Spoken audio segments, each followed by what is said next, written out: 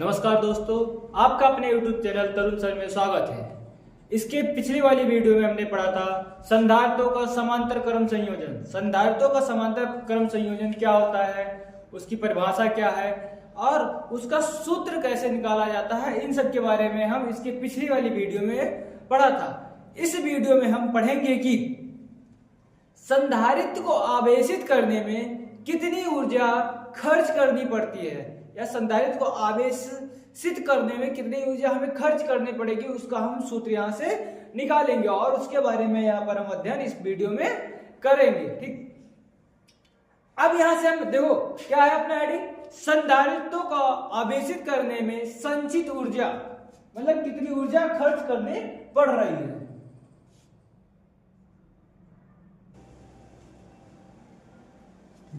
ये अपनी हेडिंग है, संधारित्रों को आवेशित करने में संचित ऊर्जा, मतलब कितनी ऊर्जा उसमें खर्च करनी पड़ रही है। ठीक, तो ये हम अगर कोई ऊर्जा कभी भी निकालते हैं तो हम क्या पहले निकालेंगे, पहले कार्य को निकालते हैं और जितना कार्य करना पड़ता है उतनी वो ऊर्जा के क्या होता है, बराबर हो जाता है। मतलब यही क्या कार्य ऊर्जा के रूप में बदल जाता है या संचित हो जाता है। ठीक, तो यहाँ पर संचित ऊर्जा मतलब कि यहाँ पर जो हम आवेशित करने में कितने का ऊर्जा हमें उसे देनी पड़ेगी।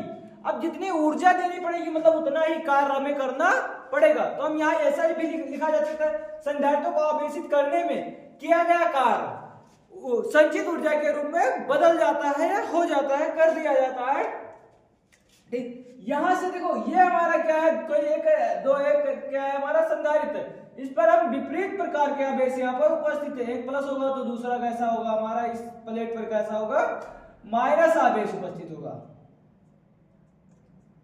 इस पर कितना कैसा आवेश है, ये हमारा क्या है, प्लस क्यू आवेश उपस्थित है, यहाँ पर क्या है, माइनस क्यू आवेश उपस्थित है। अब यहां से हम कोई एक आवेश उठाएं, जो हमारा एक छोटा सा आवेश हमने क्या मान लिया, dq, कौन सा आवेश, dq को यहां से यहां लाने में कितना कार्य करना पड़ेगा।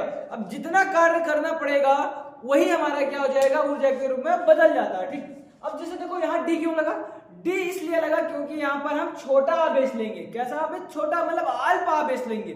मतलब अगर यहाँ से कहा जाए कि क्यू आवेश को क्या इसे हम क्या आर और एस मान सकते हैं, कुछ भी ले सकते हैं। ठीक, एक स्थान से दूसरे मतलब यहां से यहां तक लाने में, मतलब ये हमारा आर प्लेट से एस प्लेट में लाने में किया गया कार्य ऊर्जा के रूप में संचित हो जाता है, ऊर्जा के रूप में बदल जाता है। तो किया गया कार्य, कितना कार्य करना पड़ेगा वो हम देखेंगे। ठीक, हम यहां से देखो क्या कार्य कर रहे हैं, डब्ल्यू कार्य को ही पहले निकालेंगे। अब W बराबर क्या होता है, W बराबर देखो इनके जो मध्य का विभवांतर दिया गया है, कितना दिया गया है, B दिया है, या B डैश मान सकते हो, कुछ भी।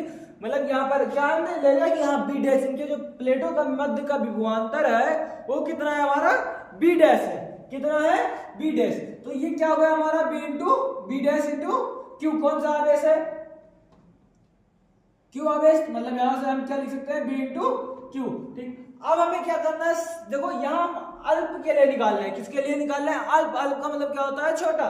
तो अल्प के लिए निकालना है तो यहाँ पर जो आवेश होगा वो भी हम छोटा ही आवेश लेंगे। यदि हम छोटा आवेश लेते हैं तो कार्य भी हमें छोटा ही मिलेगा।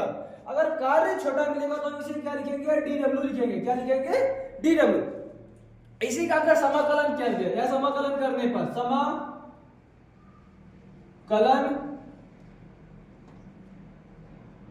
करने पर हमने इसका क्या कर दिया, समाकलन कर दिया। क्या कर दिया है, समाकलन कर दिया। ठीक, अब देखो प्रारंभ में कोई, अब यहाँ अगर स्टार्टिंग में हम यहाँ खड़े हैं तो हम कोई काम करेंगे, नहीं करेंगे। अब जब कोई काम नहीं करो प्रारंभ में कार्य कितना, 0। अब हम ऐसे ही खड़े हैं, आवेश को ले भी नहीं जा रहे हो तो प्रारंभ में आवेश में कितना है, 0 ही होगा। मतलब इसमें लिमिट लगती है तो ये हमारा क्या कितना होगा, 0। और यहाँ पर भी कितना होगा, 0। लेकिन जब हम यहाँ से और यहाँ तक आए तो कुछ ना कुछ हमने कार्य किया। तो कार्य कितना किया हमने, माना कि W हमने कार्य कितना किया, W हमने कार्य किया। W हमने कार्य किया तो आवेश भी एक स्थान से दूसरे स्थान तो कुछ ना कुछ तो आवेश जाएगा। अब एक आवेश हमने इसे क्या मान लिया कि हमने कौन सा आवेश लेकर गए हैं, क्यू आवेश लेकर गए। ठीक, अब यहां से हम लिख सकते हैं dw, समाकलन है, समाकलन का चिन्ह बनाओ और उसके बाद देखो उसके बाद देखा जाए कि ये हमने क्या है W, ये क्या है हमारा W, ठीक। अब यहां से देखो हम जानते हैं कि चूंकि C बराबर क्या होता है Q बाई V, ये हमने पहले पढ़ा है, ठीक। क्या होता है Q बाई V। तो यहां से क्या दिया है B, क्या दिया है B। तो ये देखो इधर क्या कर रहा है, भाग कर रहा है, इधर आएगा गुणा, और ये इधर गुणा कर रहा है, इधर आएगा भाग। मतलब यहां से देखो हम क्या लिख सकते हैं, B बराबर Q अपॉन C।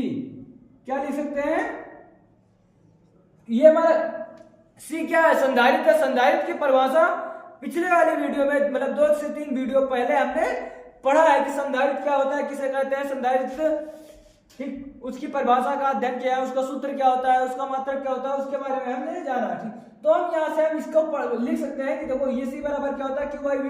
अब B इधर क्या गुणा करेगा, और ये अगर गुणा कर रहा है तो इधर आएगा भाग करेगा, मतलब B के स्थान पे हम लिख सकते हैं Q अपॉन C।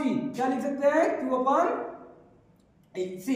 तो यहां से हम क्या लिखेंगे, Q डैश अपॉन C, क्योंकि हमने क्या है, हमारा B डैश है और लिमिट हमारा क्या है Q, और यहाँ पर लिमिट कितना है, 0 लिमिट है।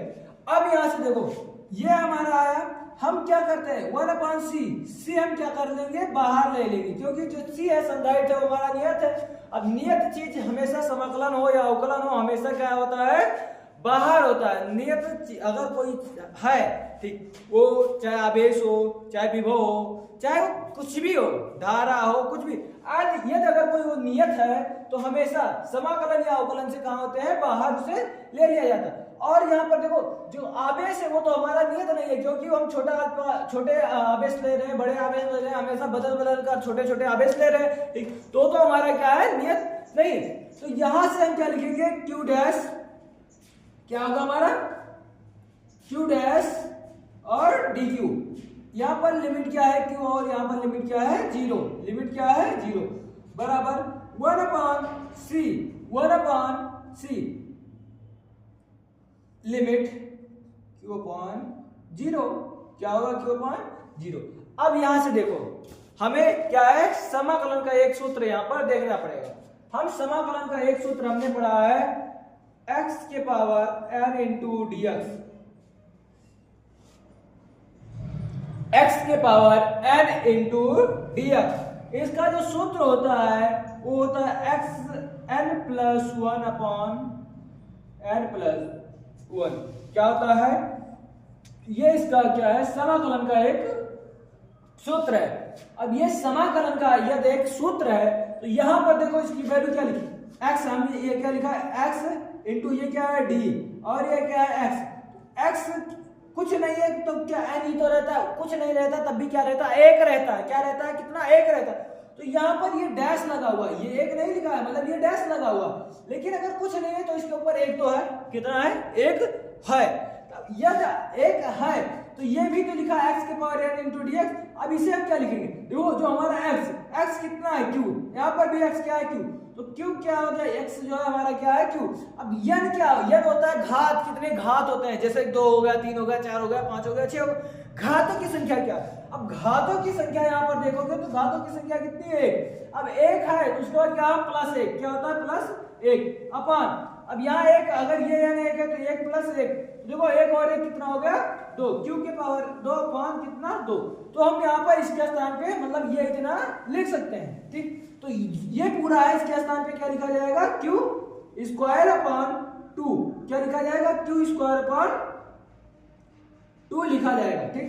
ये इस तरह लिखा जाएगा, हमने बताया कि किस तरह यहाँ हम लिखेंगे, ठीक, हमने हल कर यहाँ, ठीक। अब यहाँ से देखो, अब हम क्या करेंगे, ये भी हमारा क्या है d w। अब देखो जो होता है वो अंतिम लिमिट माइनस प्रारंभिक लिमिट किया जाता है। अंतिम लिमिट मतलब क्या होता है, ये हमने क्या कर दिया, इसे बड़े ब्रैकेट में। अब यहां से हम क्या करेंगे, माइनस करेंगे उसे, अंतिम लिमिट से प्रारंभिक लिमिट जो होता है वो क्या कर दिया जाता है, घटाया जाता है। क्या किया जाता है, घटाया जाता है। अब मतलब जो अंतिम लिमिट है, अंतिम लिमिट हमारा कितना है, यहाँ के लिए देखा जाए तो W है, और यहाँ के लिए देखा जाए तो कितना है, Q है। और यहाँ के लिए भी 0 है और यहाँ के लिए भी कितनी है 0 है। उसे हम देखेंगे कि अंतिम लिमिट और माइनस प्रारंभिक लिमिट करते हैं। अभी अंतिम लिमिट मतलब इसके स्थान पे हम क्या रखेंगे, इस वाली वैल्यू को रखेंगे। यहाँ पर क्या है w, तो w माइनस, और इस वाले स्थान पे क्या रखेंगे 0, क्या रखना हमने 0 रख दिया, बराबर 1/c।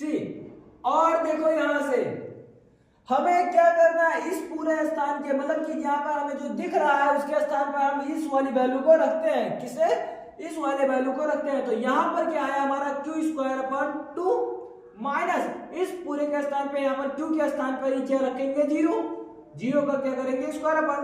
अगर इसका स्क्वायर करेंगे तब भी कितना होगा 0, और 2 से अगर 0 में भाग देंगे तब भी कितना आएगा हमारा 0, कितना आएगा हमारा 0। यहां से देखो w से 0 घटा कितना आया हमारा w, बराबर यहां क्या लिखा है 1/c, हमने क्या लिख दिया 1/c हमने यहाँ पर लिख दिया। और उसके बाद देखो ये हमारा 0 हो चुका है, इसमें से कुछ घटेगा कितना आएगा हमारा वही उतना रह जाएगा जितना यहाँ पर दिया है, मतलब q²/2। अब इसका हम गुणा करेंगे ऊपर का ऊपर नीचे से नीचे, क्या आएगा q²/2c, मतलब w बराबर यहां से आ गया हमारा q²/c। ठीक, हमने क्या कहा, हमने यही कहा कि हम इसमें क्या निकालेंगे, कार्य को निकालेंगे। क्या निकालेंगे, कार्य को निकालेंगे। और किया गया कार्य क्या होता है, ऊर्जा के रूप में संचित हो जाता है, मतलब बदल जाता है। हमने यही कहा, तो यहां हम लिखेंगे कि यही किया गया कार्य, यही किया गया कार्य ऊर्जा के रूप में बदल जाता है। अर्थ